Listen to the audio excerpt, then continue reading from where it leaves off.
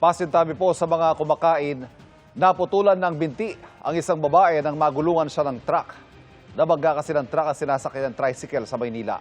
Nakatutok si EJ Gomez. Ha? Ayun o, sa ilalim ng trailer o. Babae. Ayun o. Ayun o, sa ilalim o. Kuha ang video na yan sa Mel Lopez Boulevard, Barangay 18, Tondo, Maynila, pasado alas 10 kagabi. Ayon sa otoridad, isang babaeng angkas ng tricycle ang nahulog matapos mabangga ng trailer truck ang kanilang sinasakyan. Siya ay pumailalim at magulungan ng trailer truck. Ang insidente nasa pool sa CCTV.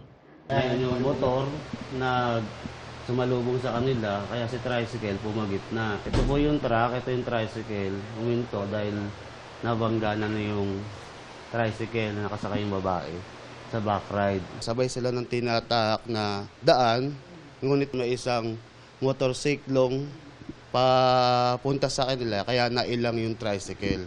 Kaya pumagit na at yun, nabangga nga na siya ng truck. Nabangga yung tricycle dun sa may Kwitan. Nakita ko, pumasok rin yung babae sa ilalim ng truck. Umaray lang po yung babae. Umaray lang. Napasigaw lang, umaray.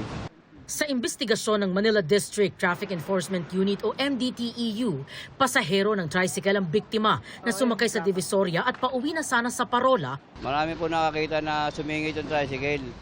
Kaya yung babae napatalon.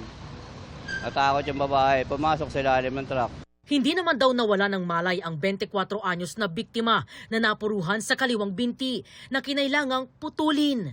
Masakit para sa amin na galing sa trabaho yung anak namin, pauwi na sana para makapagpahinga. Ngayon pa yung natamo niya na. Nasa kustodiya na ng MDTEU ang driver ng trailer truck at tricycle. Hindi sumingit, mayroong nagsunod na container van. Tapos nabundol ang plate number, ang pasayro nabiglaan, nahulog. Tapos ito, naipit. Hindi sinasadya yun, ma'am. Salamat din po yun. Sino pong nila, sir? Yung po na-accident. Maharap ang mga drivers sa reckless imprudence resulting in physical injury. EJ Gomez, nakatutok, 24 oras.